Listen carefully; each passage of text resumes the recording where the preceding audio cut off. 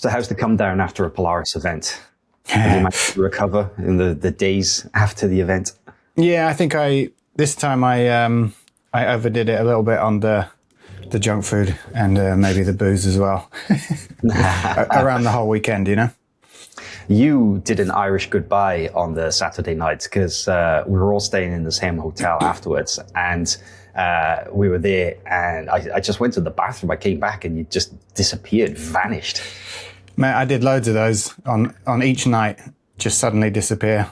Because Polaris is like, I absolutely love it, but it's also kind of mentally completely exhausting.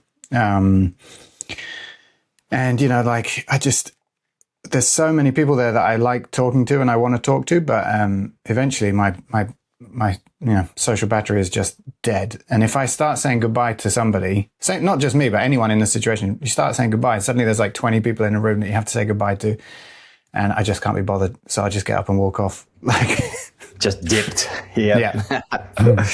Well, I didn't get much of a chance to actually catch up with you at Polaris because obviously you're always busy, and so was I. I was there with PJ this time actually, so I spent much more time backstage. I only came out for kind of like the main card and managed to watch a few of those matches.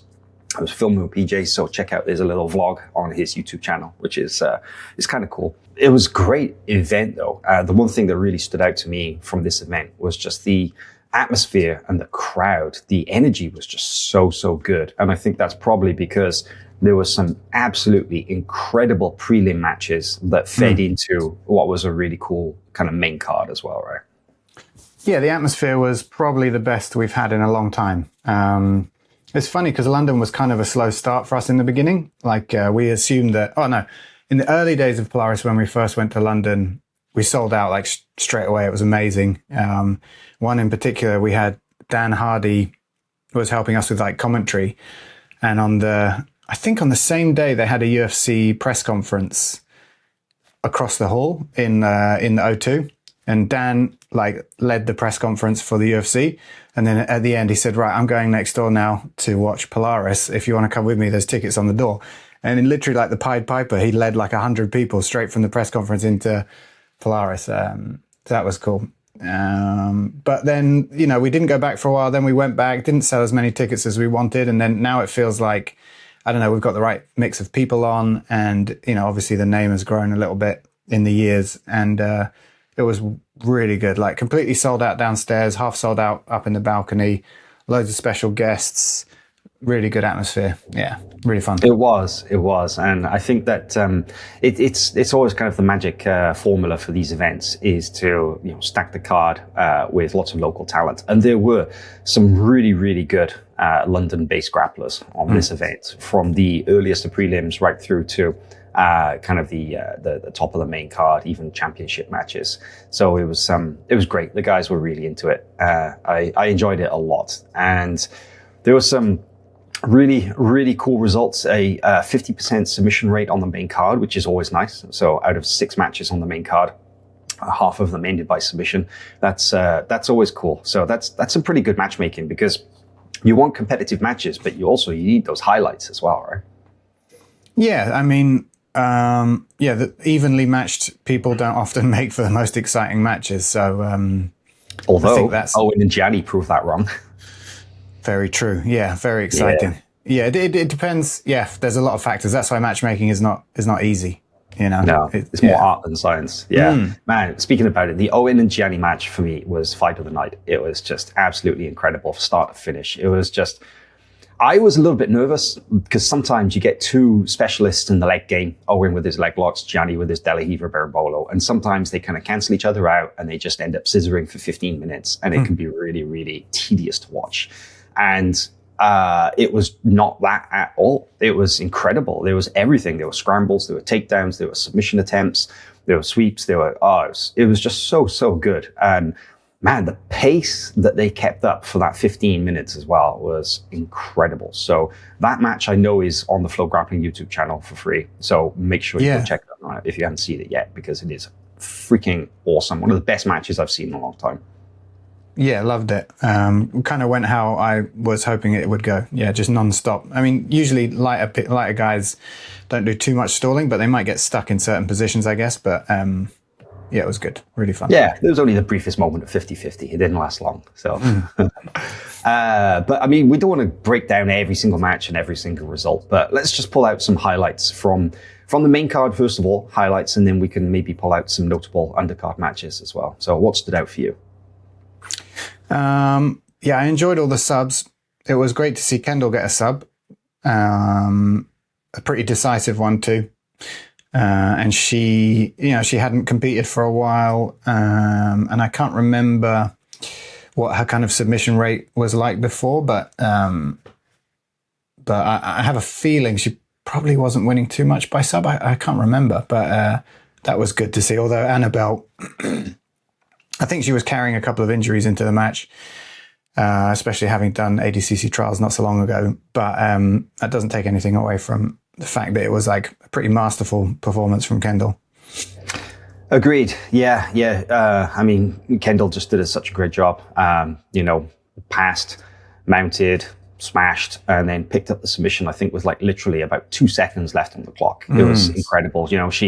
She had been inching her way up the mount and been looking for that arm triangle, and then just like in the last 5 seconds, spun off for the arm bar and managed to catch it. And apparently, yeah, Annabelle was injured for sure. Like she definitely had a shoulder injury following trials, because trials is brutal, as we've discussed. So nobody comes out that super healthy. But I spoke to her afterwards, and she said, yeah, my shoulder kind of, was not good. But she said there's no way that she wasn't going to take this match.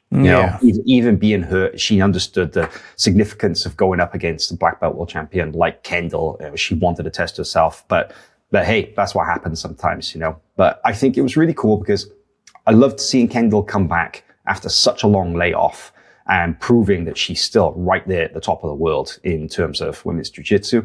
And the layoff didn't seem to hurt her. She almost came back invigorated, I felt. She was just smiling the whole time. She had this awesome kind of aura the whole time. She was really enjoying herself, and the performance was perfect. She literally, it was just very, very one-sided.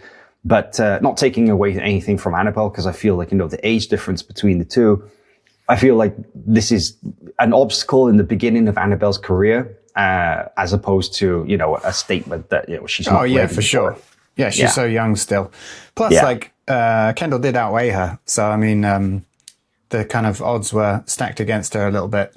Yeah, it wasn't that much. I think it was about 9 kilos, right? Because Annabelle was like 79 and Kendall was like 88. So in super heavyweight jiu-jitsu, that's not uncommon. True. But for sure, yeah, there was definitely a bit of a advantage. The men also deal with that at a higher weight, right? Once you get like plus 100, 110, it's just a bunch of big dudes at different weights. So. I enjoyed the Ethan match. I think that, Shai, obviously, working his way through the Polaris contenders was a really, really good storyline. And it was kind of cool to see Ethan come out and just cement his position as the lightweight champion with a really decisive submission in the first round. But it did lead to a rather controversial situation that, would you like to explain kind of what happened? Well, I mean, first of all, he was obviously, you could see like how much it meant to him or how relieved he was, because he had a really, really terrible weight cut. And I think he got a bit of food poisoning as well. So he was not in a good position the day before.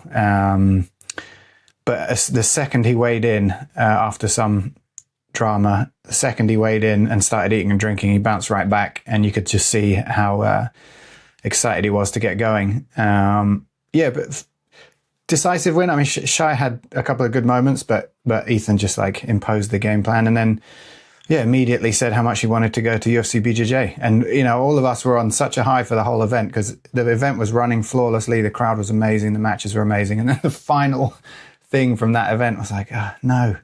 Because I understand what he was trying to do. He's, because I messaged him afterwards.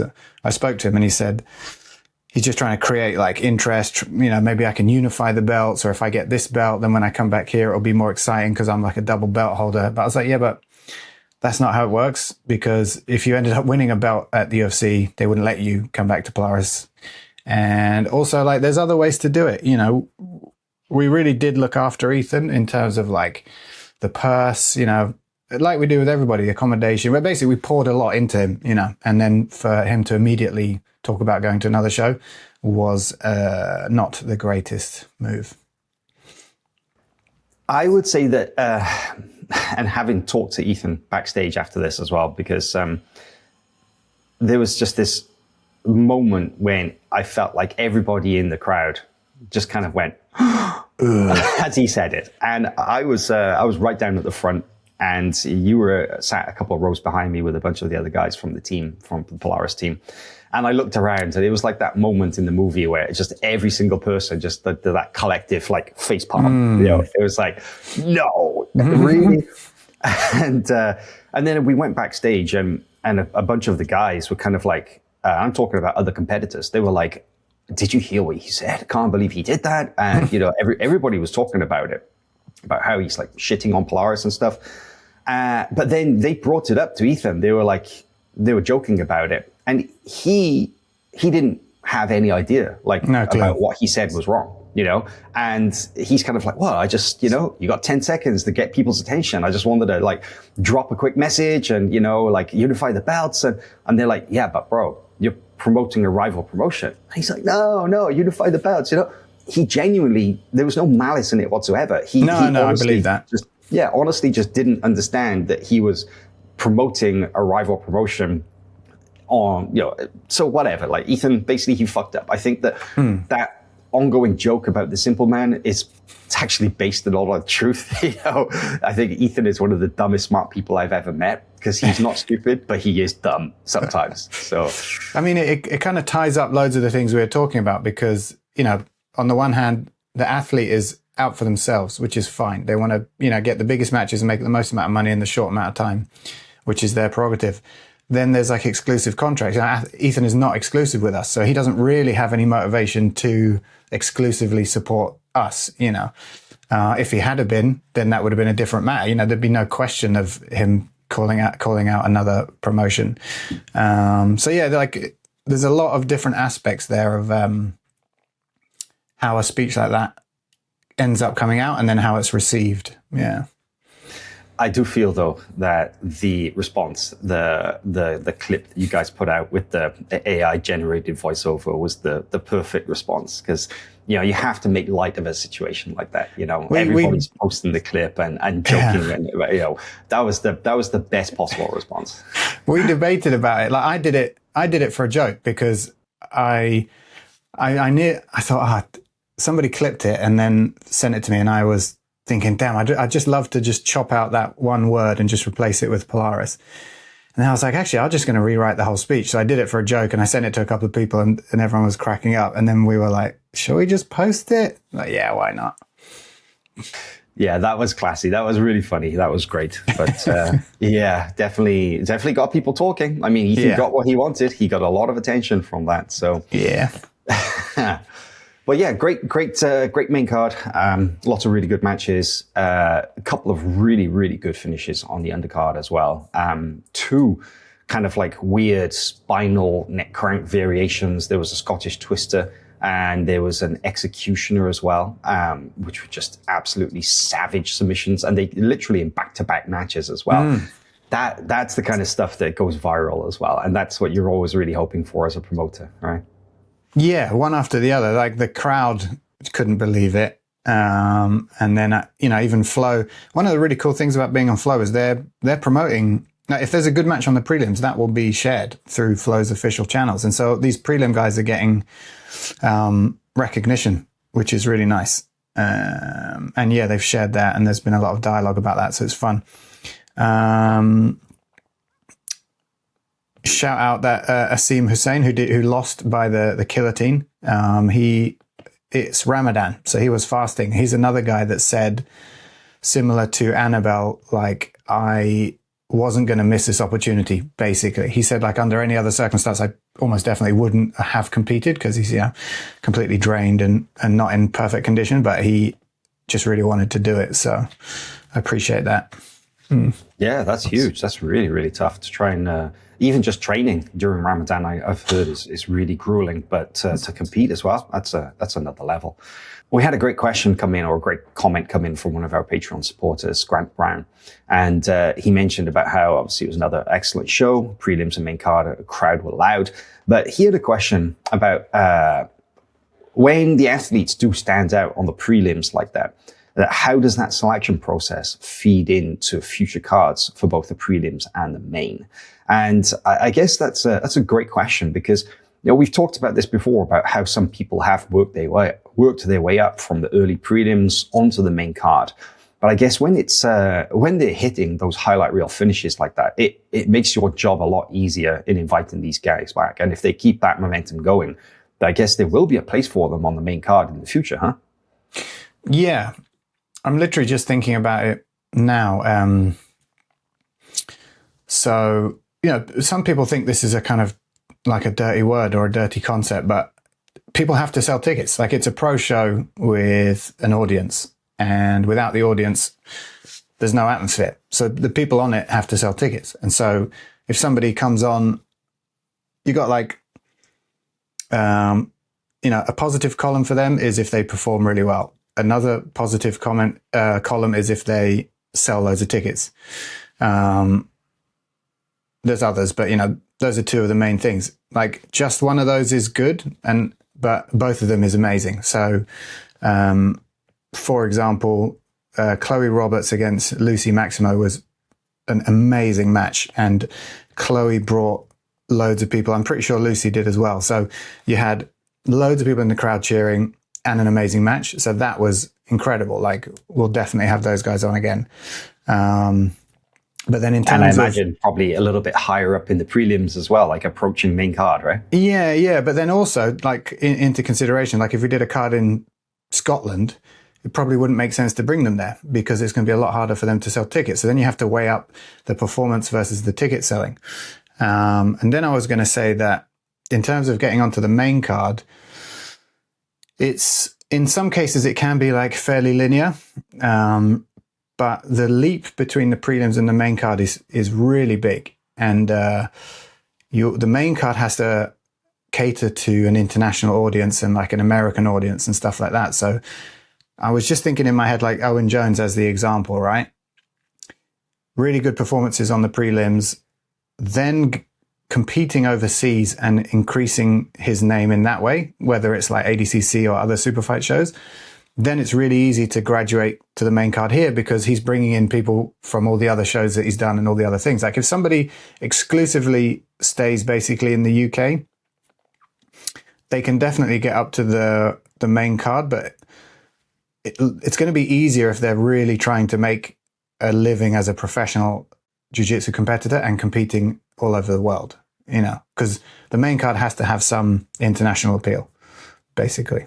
I kind of wonder as well, thinking back to some of the squads that you've put on in the past as well, that that guys who perform very, very well on like those higher prelims as you're approaching the main card, there's a good possibility that they're likely to get picked up and put into a team as well, because I've seen that happen. Right?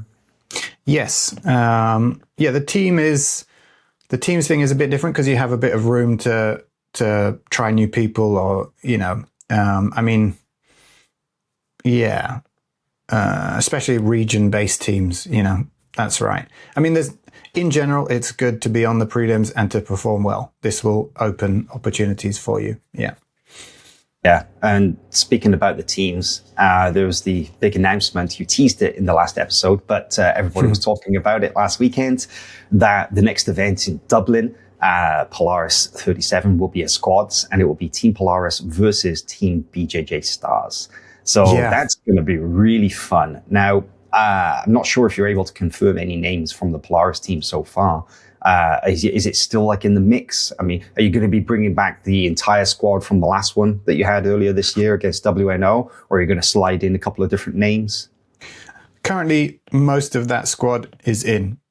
We're still in the process of ironing out all the details with them. BJJ Stars has basically put forward a team, but nothing is public yet. And a couple of things might change, but I'm so excited about that because that is just such a cool concept. And it's what we spoke about when we first moved to Flow, is that we can start, strengthening these relationships between shows, and people like to see that kind of thing. I think, there'll be, just like WNO had a group of like fans that think WNO is the best show in the world. We think Polaris is the best show in the world. I'm sure Fepper and the guys think that BJJ Stars is the best show in the world. So it'll be fun to see who wins that. But one other cool thing is they said if we come over and do this under your conditions, then you have to come to Brazil and do it on our show under our conditions. So that could be really fun as well. That is very intriguing. Yeah, actually, I'd love to see that. Even like almost like maybe a best of three. You could do one in Polaris, one in BJJ Stars, and then one on like neutral territory, like a WNO or something. One in the States, yeah. Yeah, that could be really fun. Wow. I'd love to see because I know you guys like to sort of give opportunities to some guys. I think it would also be really cool if there was like one space on that Polaris team that you could give to like a random sort of relatively unknown guy who's been working his way up through the ranks.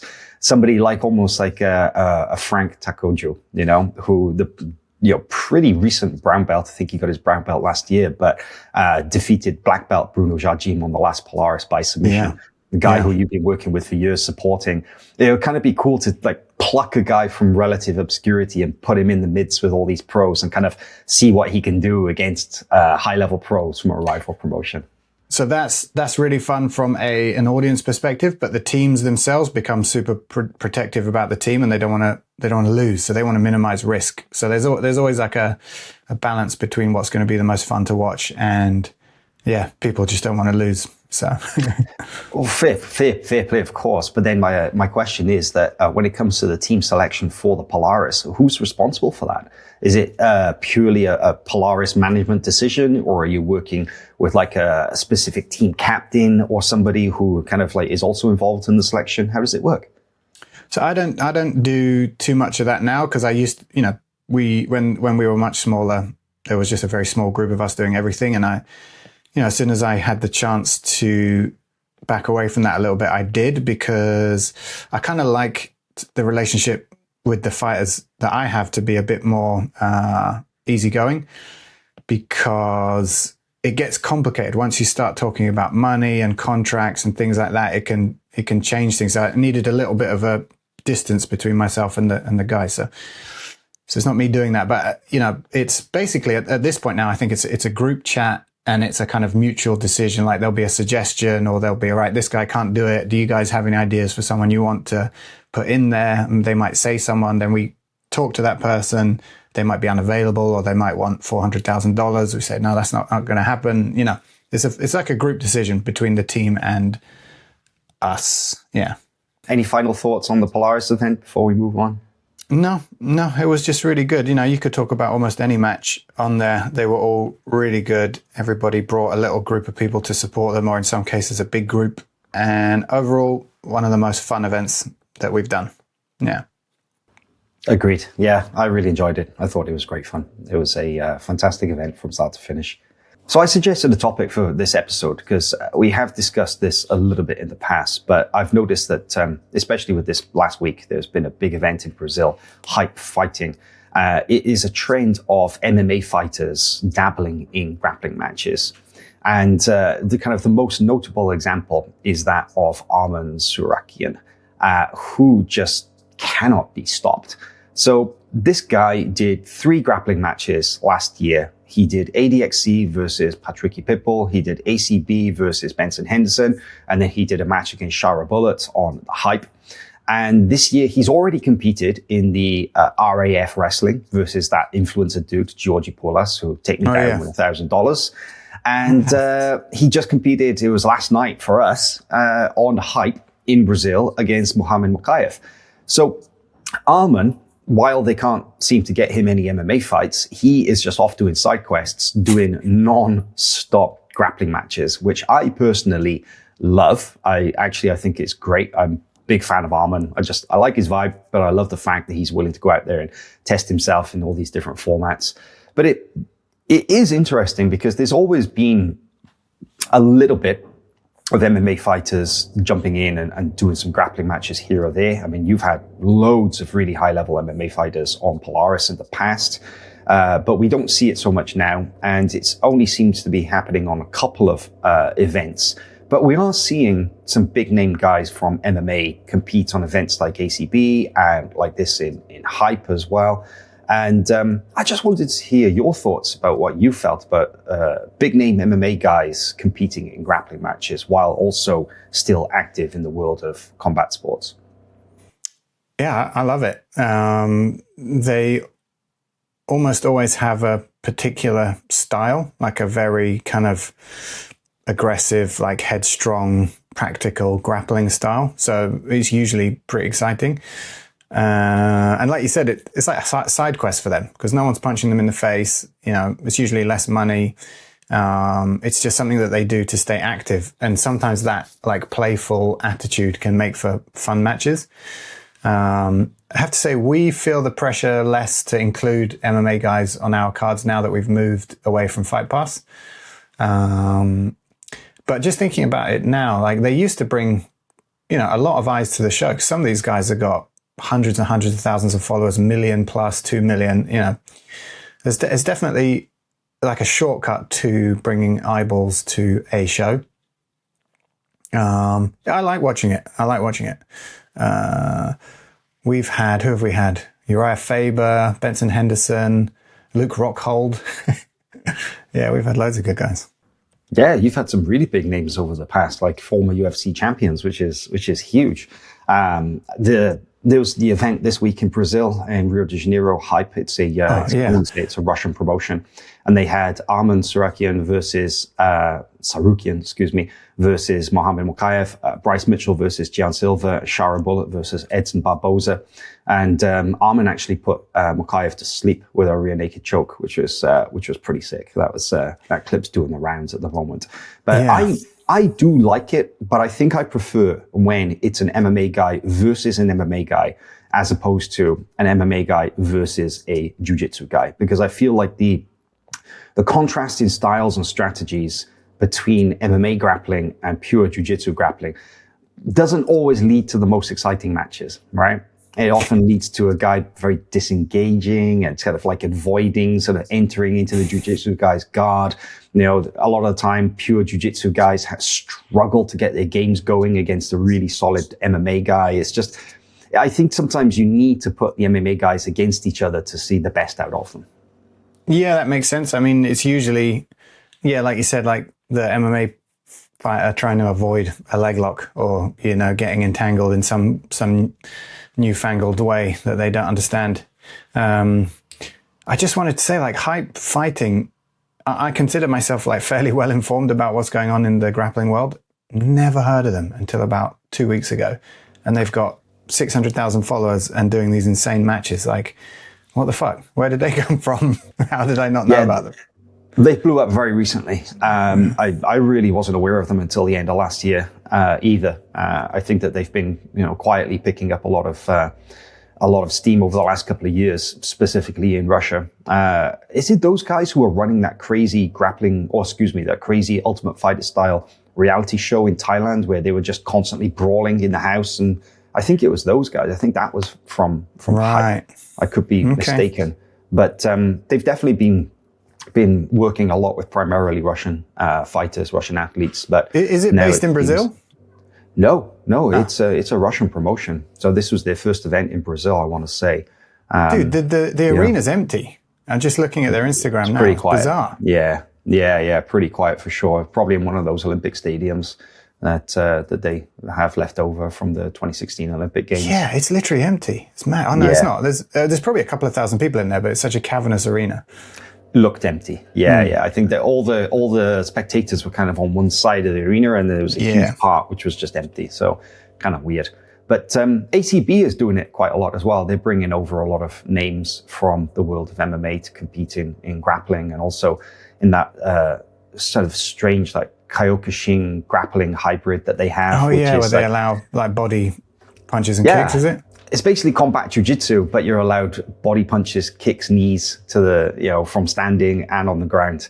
Whereas obviously Eddie Bravo's combat jiu-jitsu was just open hand slaps on the ground. So that's quite interesting. Like bare knuckle what a strikes. crazy landscape. pro jiu-jitsu is, pro grappling is at the moment. Yeah, very, very interesting. Yeah, I'm not sure what I think about it. I've watched a couple of those matches, and it seems to be just pure MMA guys doing it. Not so much any guys from grappling, but they'll have gi no gi, and then they'll have these sort of, I don't know what they call it, battle jiu-jitsu. That's what they call it. Yeah, not combat jiu-jitsu, battle jiu-jitsu, which is interesting. But yeah, I quite like watching the MMA guys coming in, and but it does open the question as to why we haven't seen more high-profile MMA guys competing on UFC BJJ, because you would have thought that would be the obvious one, that they would bring in sort of inactive guys on the roster and give them a couple of matches on UFC BJJ, bring in the attention, the crossover audience, keep those guys busy while if they can't get fights. But we're not really seeing it.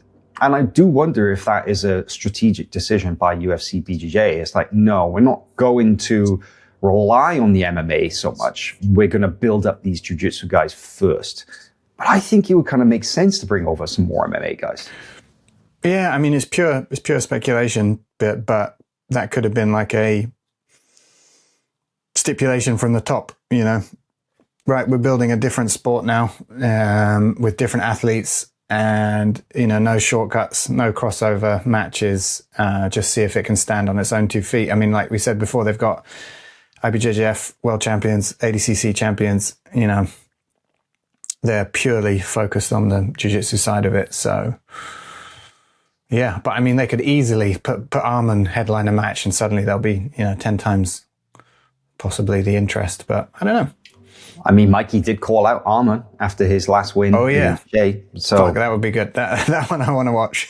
I would love to see that. Just pure curiosity more than anything. I'm just so intrigued as to what that match would look like. It would just be so interesting for me. So, but I do think that it would make sense to have more MMA guys on UFC BJ, because the only guy, I think they had one or two recently, but the only guy I can think of is Joseph Omiga, who is competing against João Bião, which is actually tonight for us. So we'll talk about the next UFC BJJ event on the next episode, I'm sure.